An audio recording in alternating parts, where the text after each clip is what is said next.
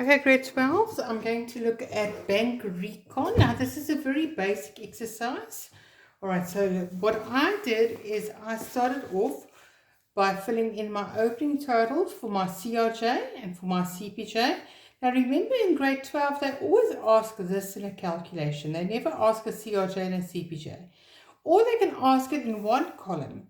Then your CRJ entries will all be positive and your CPJ you'll all minus if it's in one column. If it's like this, you can't have minuses. All right. Then I did my format for my bank account. Now, where do I get this opening balance for bank on the credit side, which is an overdraft? From my previous bank statement, because the balance on the 30th of June is the same as the balance of the 1st of July. So balance as per bank account, you can see over here, it is a credit balance. So the credit balance is in my book, so that's why I know it stays on the same side. Then you always have sundry account CRJ on the plus side, sundry account CPJ on the minus side.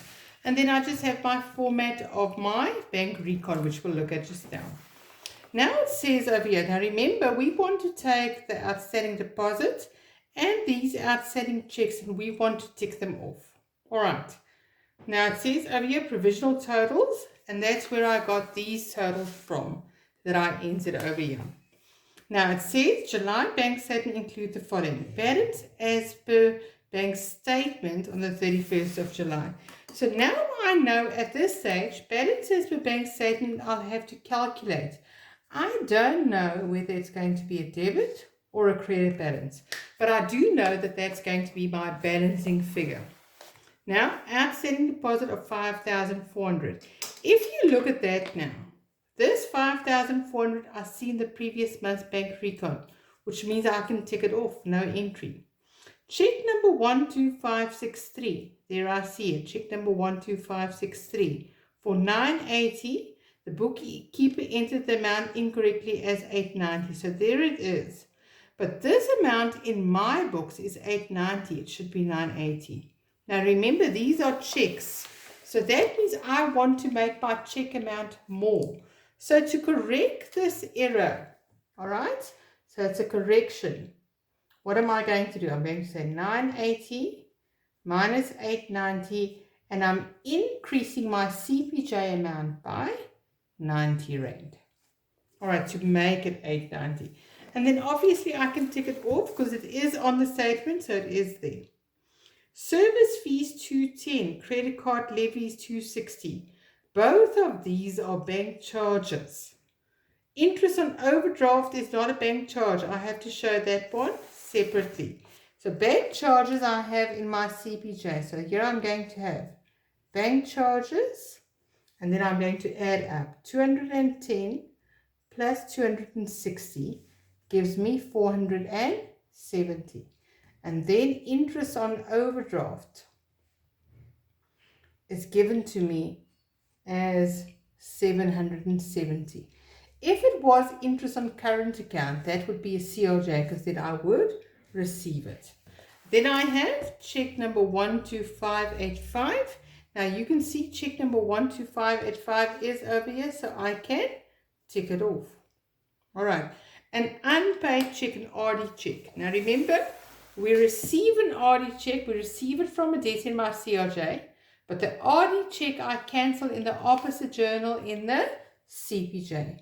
So here I want a RD check. Now remember, in this case, they gave us the amount. But if they said that we allowed, let's say, 20 Rand discount, that won't go through my CPJ. That goes in my GJ where I cancel it. Discount has no effect on bank, so I don't want to enter it when I do bank recon. All right? An electronic made by Fenstrup CC. Now, we are Fenstrup CC. Electronic payment made means we are paying, so that's an electronic payment. So when we pay, it goes to my CPJ, so we want to enter it over here. And then it says an electronic transfer in favor of us, Fenstrup. So we are receiving 1,000 Rand. So that's actually an electronic deposit. All right. electronic deposit received. And that's why it goes to my CRJ. Now we've done all of the entries for the CRJ and CPJ. So I can total over here. If I add that up, I get 311,260. If I add up my CPJ, I get 262,300. Now you can see CRJ we enter on the debit side of bank. So I transfer my total, because remember in a test I make that a method mark for transferring your own amount. CPJ, you transfer your own amount, and once again in a test I make that a method mark. We add up both sides. I see that my debit side is the most, 311,260, minus my credit side gives me a balancing figure of 27,460, and that becomes my balance. Now you want to transfer this balance as per bank account to your bank recon. But remember now, this is in my books. So balance as per bank account, we don't swap sides. It stays a debit balance of 27,460. Now I did teach you that when we get to our bank recon, the plus and minus swap. But that's in their books. So if I have a favorable balance as per bank statement, it would be on the credit side. If I have an unfavorable balance as per bank statement, it would be on the minus side. Deposits goes to the plus side. Checks that we pay go to the minus side. Now they say over here, deposit 43420 are still outstanding. Because what does that mean? It is in the journal only, but not on the statement. So we want to enter it as outstanding deposits. And then we have these outstanding checks. Checks number 12592 for 510. Check number 12598 for 1890. And check number 12599 for 840. Even though it's post-dated, a post-dated check issued goes through my book. So yes, we can't keep it in the safe. We've issued it, so it has to go through my books. Now you can see over here, we've ticked off all of the deposits, but not all of the checks.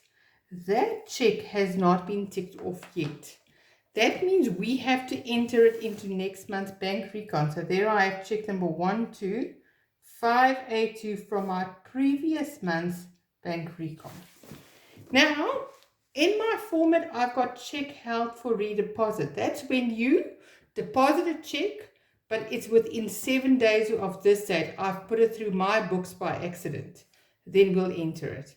Incorrect entry on the bank statement, you'll correct either on the debit or on the credit side. But we didn't have any of these two. So now we can balance our bank recon. If I add up my credit side, that one is the most. And then I know it has to balance. So I put the same total on both sides.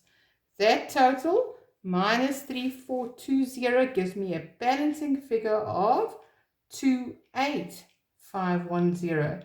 And it's on the credit side, so don't forget to go and add credit there.